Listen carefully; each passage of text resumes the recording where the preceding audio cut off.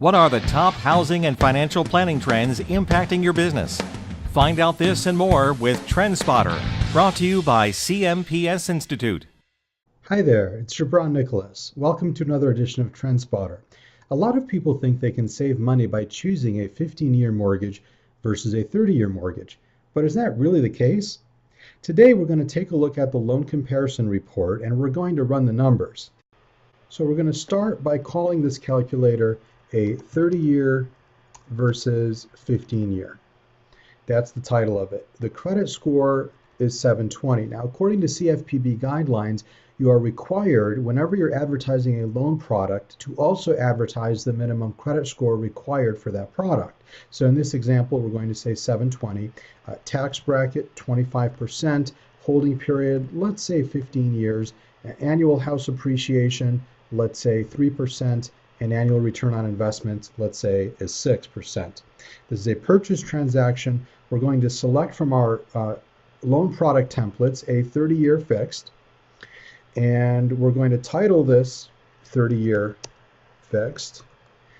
Purchase price, let's say $400,000, and first mortgage loan amount, let's say $300,000.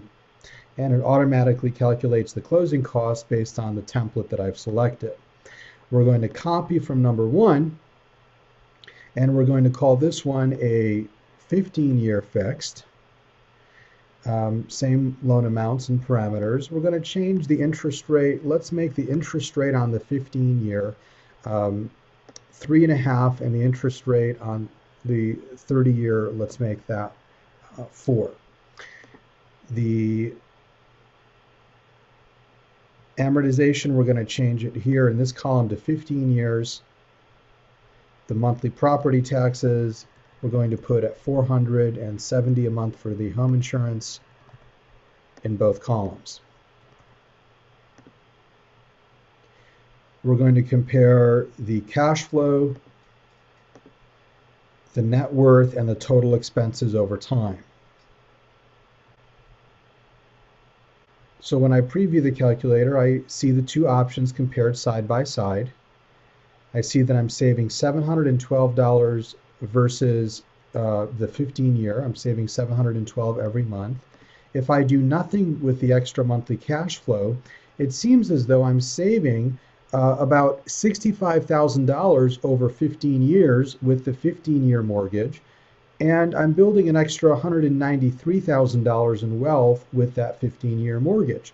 However, if I decide to invest that extra monthly cash flow, the numbers change. In fact, now I'm building an extra $14,000 in wealth over 15 years with that 30-year mortgage because of the fact that I'm investing the $712 at 6% annual rate of return.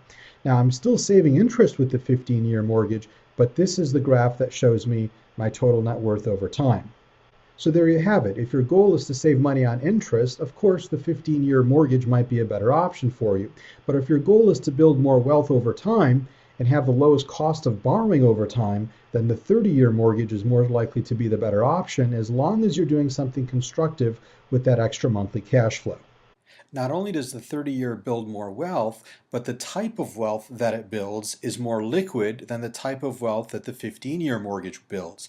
The 15-year mortgage gives you $626,000 of equity in the house at the end of 15 years, but the 30-year mortgage gives you $433,000 of equity in the house plus $208,000 in a liquid investment because of the fact that you're investing that monthly cash flow every month. Not only that, but let's say that we were to go and change the interest rate on the 15-year mortgage down to 3.25 to make it even more attractive. So now the difference is 0.75% instead of just 0.5% in the interest rate. And let's see how that changes the scenario. So we're going to refresh the calculator, and as you can see, if we scroll down, the 30-year mortgage still comes out ahead by approximately $3,800 at the end of the 15 years, plus the fact that the 30-year is a more liquid option versus the 15-year mortgage. For further information on how to use the CMPS loan comparison reports to change the conversation with borrowers and convert rate shoppers, please visit cmpsinstitute.org/simplify. Thanks, and I'll look forward to our time together again next week.